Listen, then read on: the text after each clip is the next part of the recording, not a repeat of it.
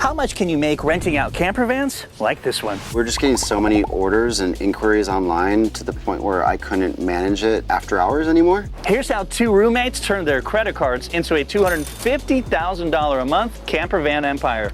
So while we were building our first van, we actually listed it prior, and as we're building it, we're seeing if we can get some bookings before the van's even done. It was going much better than we expected. What's the minimum you need to get started? I didn't have any money to invest in this at the time. We worked full-time jobs for the first 2 years, and we just worked at night. How do you find your customers? We still don't do any paid advertising, and we're almost fully booked out. What's special about custom camper vans as opposed to just typical RVs? There's a lot, right? Most people are like, what is this, a dishwasher? No, it's actually... And is this a business worth getting into? I flew to Tempe, Arizona to steal their playbook and see how you and I can replicate their success. If you were to give somebody a step-by-step plan on starting a camper van business, what would that look like?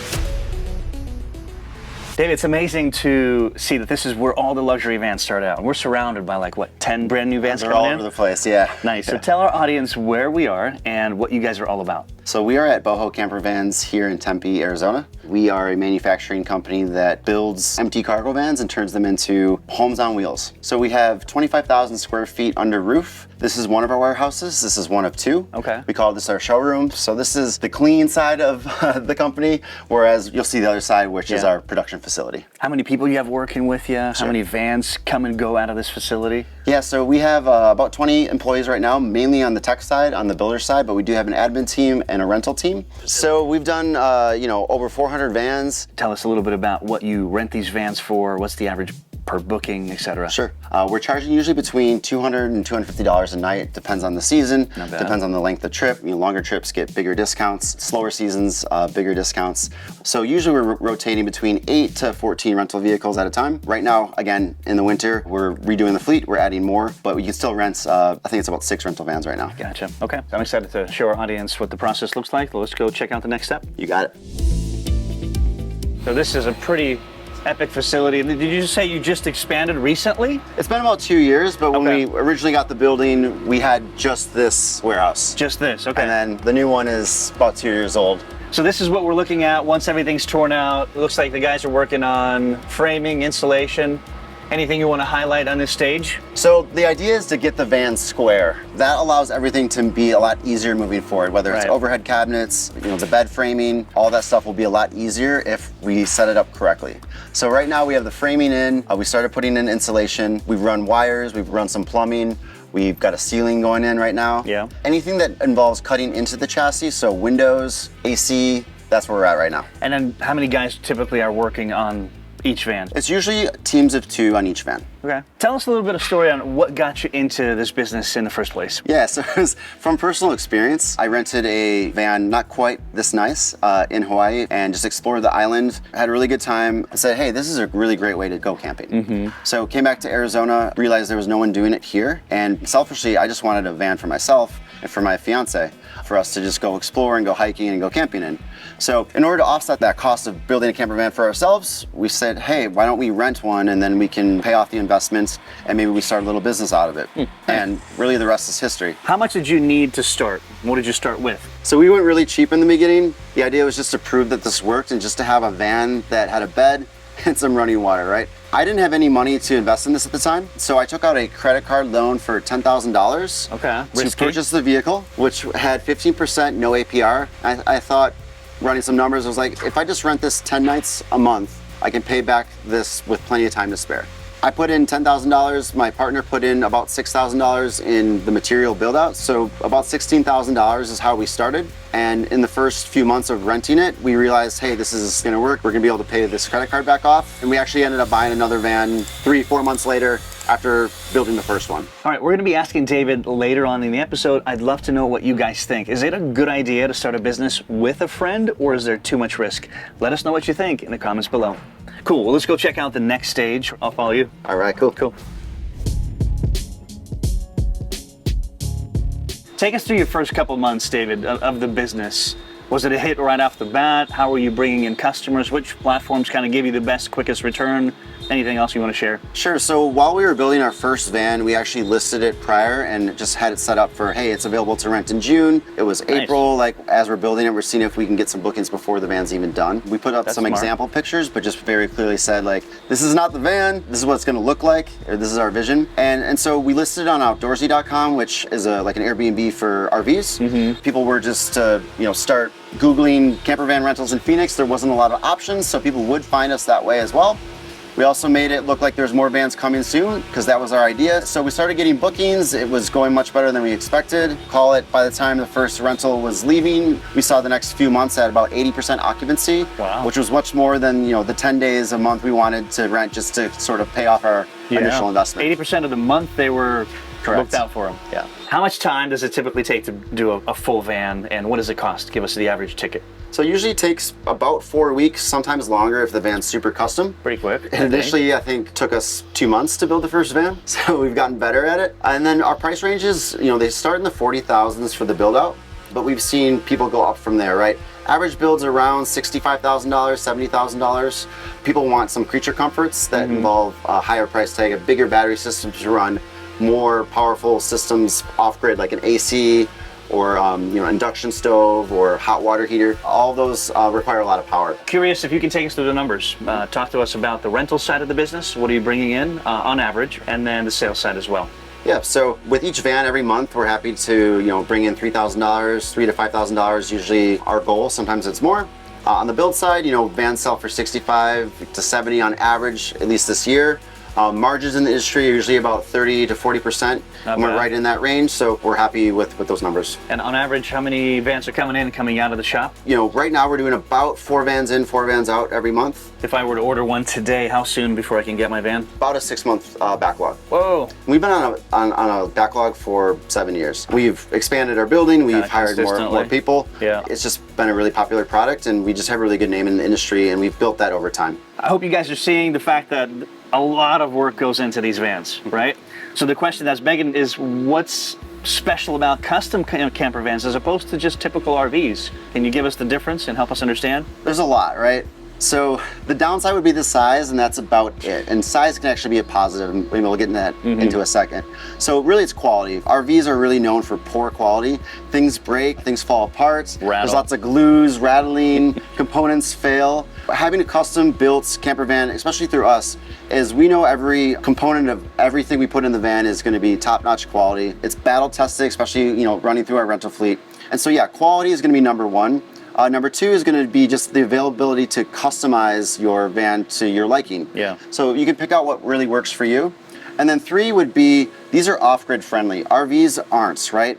They are requiring a noisy generator or being plugged into shore power. We use solar panels and battery banks underneath our beds to allow for full off-grid use, whether it be AC, heats, cooking, you name it. You can go and camp anywhere in one of our vans or a custom van versus an RV that requires a lot more space, power hookups. Yeah. If you were to give somebody a step-by-step plan on starting a camper van business, right? What would that look like? How many hours per week? Can they do this as a side hustle? Can you share with us some insights? Sure. First thing I would do is I would buy a used van with whatever you can afford. And then I would list it on outdoorsy.com or any of these Airbnb type sites for Class B RVs or RV rentals. They provide documents for you to, sign your renters in and out. They provide insurance. All of that, is very, very simple. So you just need a van and you need a way to advertise it, and that would be the cheapest way. Then I would maybe look at building your own website. It's certainly something you can do as a side hustle. What we did, we worked full-time jobs for the first 2 years, and we just worked at night. Thanks, guys, for submitting your questions. As always, you ready for Blitz? I'm ready. All right, let's do it. Favorite road trip snack? Beef jerky. If you could only camp in one place forever and ever, where would it be? Sedona. Nice. If you could convert any type of vehicle into a camper, what would it be? Boat. Oh, wait, no. I'd probably do, have you guys been to Wisconsin Dells? They have like these boats that are cars and then go into the water. Yeah. One of those. I think they're called a Wisconsin Duck. That would be cool. Okay. Craziest camping experience, David? Probably the first time at the Grand Canyon. Just seeing it for the first time. Actually, I hiked down in and we did have a supai, so you camp at the bottom of this, 100-foot waterfall. Wow. And yeah, camping there would be, it's just insane. What's the longest you've gone completely off-grid? 5 days. What's the best part about van life that people wouldn't expect? The simplicity of it all. What's the craziest wildlife encounter you've had on a trip? Just some squirrels. They ate through my pack. What's your dream road trip destination? I'd like to do Alaska to South America. Nice. Last one. If you could ignore the laws of physics, what's the craziest, most impossible feature you would add to your van? Teleportation? Or, invisibility. That'd Oh, be that's pretty legit. cool. That would be pretty cool. Okay, that's it right there. Thank you. Sweet. Where is it? David's success is built on the idea that not all adventures have a clear destination. Hitting the road without a map, or at least the ability to read one, is something that entrepreneurs know far too well. Sure, you know the general direction your business is headed, but what about the twists, the turns, and detours along the way? That's why when it comes to steering towards your business's future, NetSuite by Oracle is the must-have tool to navigate with confidence. NetSuite is like the ultimate adventure-ready camper van for your business. It brings all of your tools, accounting, inventory, HR, and more into one streamlined system. Instead of guessing which road to take, you'll get real-time data that helps you make smart decisions, avoid dead ends, and take the fastest route to success. If I were at a fork in the road of my business, NetSuite by Oracle would be the only co-pilot I'd trust to help me drive critical decisions and bring in new opportunities. Speaking of opportunity, download the CFO's Guide to AI and Machine Learning at netsuite.com/UpFlip. The guide is free to you at netsuite.com/UpFlip, netsuite.com/UpFlip. How much do you spend on marketing as of today, and what strategy has been kind of bringing in the most amount of bookings? Surprisingly, very little money is spent on marketing. Really? The biggest marketing expense was actually just this year. We did a tour. We built a van specifically for industry shows. And so we spent money, traveling around and showing off what we can do at a lot of these shows in Colorado, in Portland, out east, and even just at SEMA show. Brett and I are here at SEMA 2024 in Las Vegas. But the biggest thing for us is just, honestly, PR. And building an organic brand online, whether it be our website and ranking high on Google, or building a social media page that has a lot of user-generated content from creators that take our vans out. All that comes back and gives us eyeballs on our brand. We were on Shark Tank. That was a huge PR boost for us. We'll talk about that later. Yep. It's $1 million commercial for $0, right? Yeah. Yep. And that's been huge, and has allowed us to save money to invest in more vans, invest in our employees, invest in the business itself, and not have to worry so much about trying different marketing tactics. David and Brett turned their credit card into a multi-million-dollar business. Now it's your guys' turn to get into the driver's seat with the UpFlip Academy's 10-day launch plan. Whether you're dreaming of your own camper van business or still looking for other business ideas, our 10-day launch plan has everything you need to start a business in the next 10 days. All right, David, where are we going next? Over to this van, it's starting to look more like a finished home. What type of wood are you guys using it? Why stick with this material? It's the same wood you would see in a sauna. It's Western red cedar. Smells great. And there's a variety of reasons we use it. First of all, it looks good. You said it smells good. Mm-hmm. It actually is a natural bug deterrent, so it's really great at preventing mold. And these are the key aspects when you're out camping.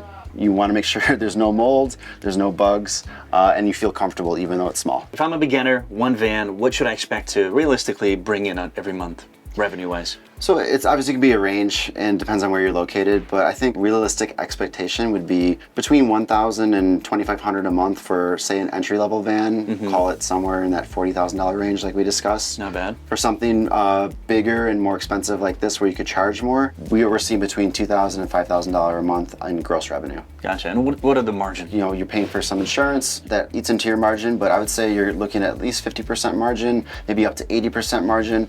It changes when you have a crew like we do. Yes. But yeah, if it's just you in a van and you're renting it out, you can keep most of your money. All right, if Brett and David's story set your ambitions into overdrive, we'd greatly appreciate it if you hit that like button and subscribe to the channel.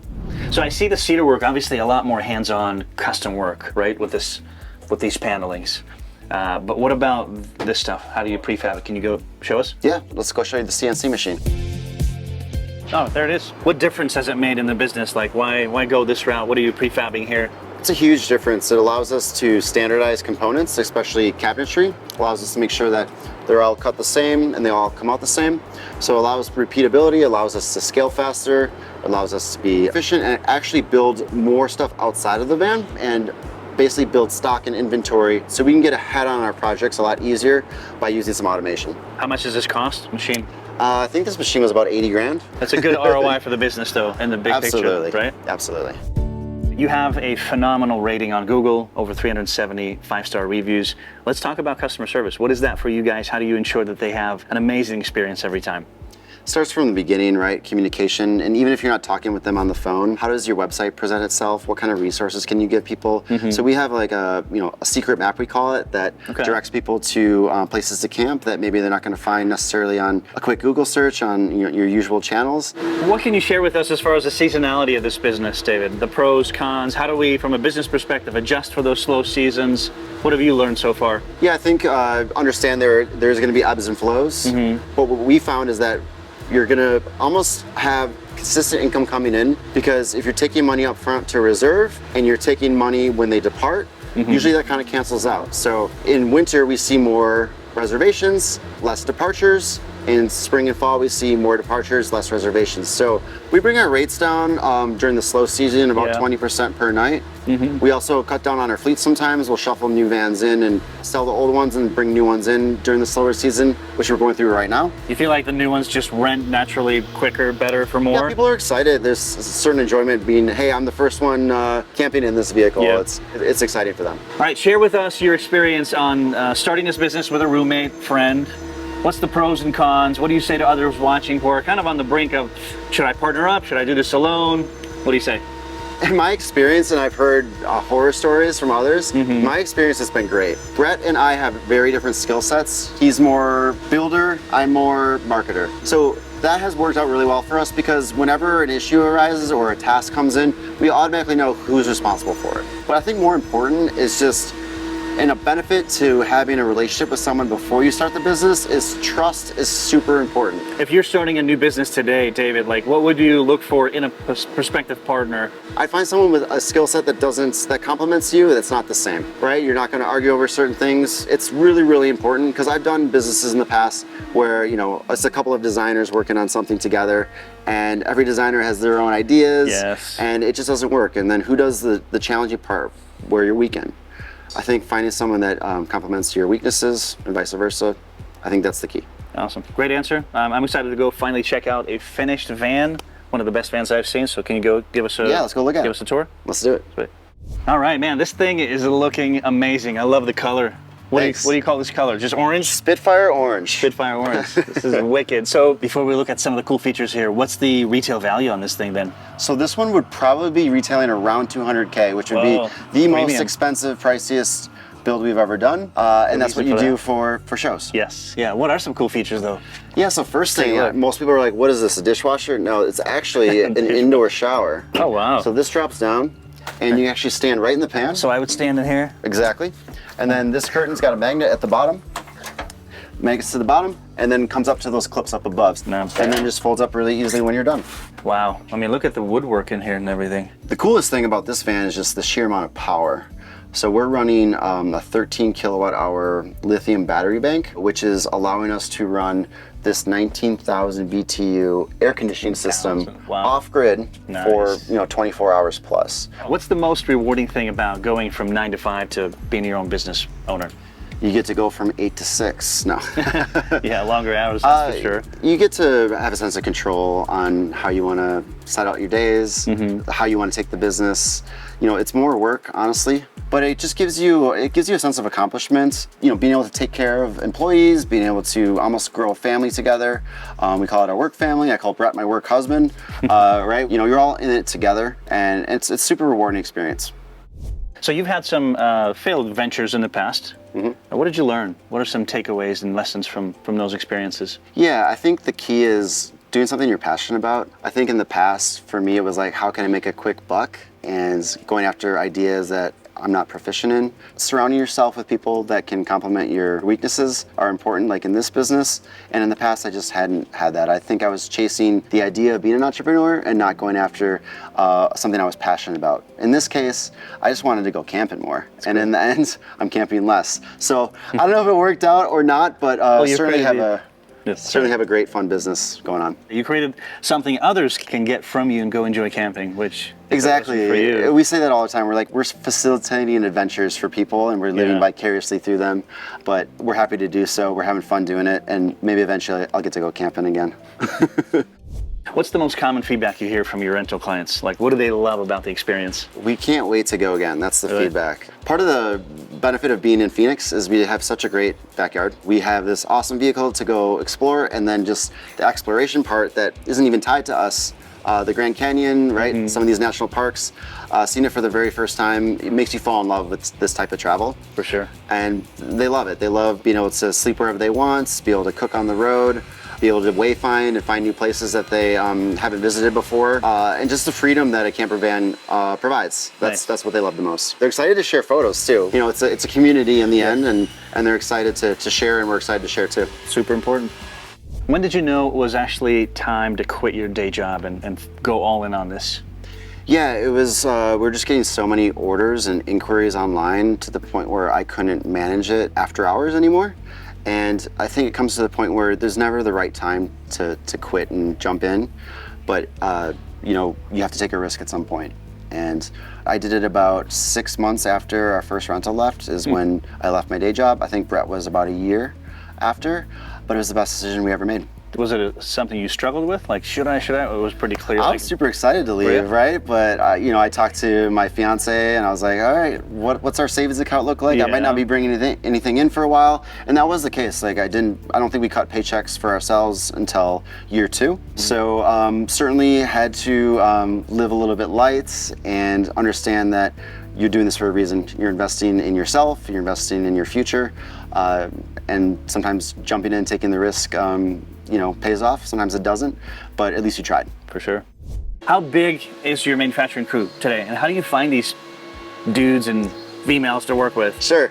So we have 20 employees right now. Call it 15 of them are builders. A lot of people come to our website and they really want to learn how to do this. So we do get a lot of people applying on our site as builders, but honestly, no one has a lot of experience doing this. So having a general proficiencies in carpentry or some background in framing, or maybe they worked on a house at one point with their uncle, having any sort of experience and the willingness to show an example of their experience is really great. We had one guy come in and he built a skateboard, and we were like, wow, like really good attention to detail. This is fantastic, you're hired.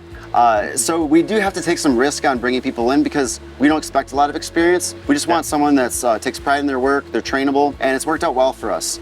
So you haven't actually touched any of the credit Barbara offered you on Shark Tank, right? Why is that? What's your perspective on debt? We haven't touched it, and you'd be surprised our perspective on debt, you know, starting the business with a credit card, right? We're not afraid of it, but if you know, there's no reason to take it on, especially with interest rates the way they are right now. Especially today, there's no reason to take that on if you don't need it. So we've been able to cash flow positive and be profitable year in and year out to the point where we don't need to, you know, take that money. We're able to just survive off of our rental income, you know, selling our vans and expanding organically that way. We're not afraid of debt. You know, we've taken it on before, but haven't had to use that debt in particular. It's there though, right? You can tap into it anytime? It's there. We're waiting for something real special to purchase, to use it on. What's the biggest piece of advice you'd give to someone getting into this industry, the camping van rental? Have some patience and care about your customer. If you're customizing vans or you're renting vans, you're gonna meet a lot of cool people. Your patience might be tested a little bit, even though they're cool. I think it's just learning from them. We've learned so much from our customers on what breaks, how our event rentals could be better, and just improving that. So having a level of patience and understanding, okay, this broke for a reason. It's not maybe my renter's fault. I maybe built it wrong, or it was designed wrong, or I bought it wrong, or great perspective. Right. So I think is using your customer as a tool and being patient with them and using them to understand how to get better. Right. I think customer feedback, everybody knows that's super important, but in this space, especially when you're renting, it's really customer service based.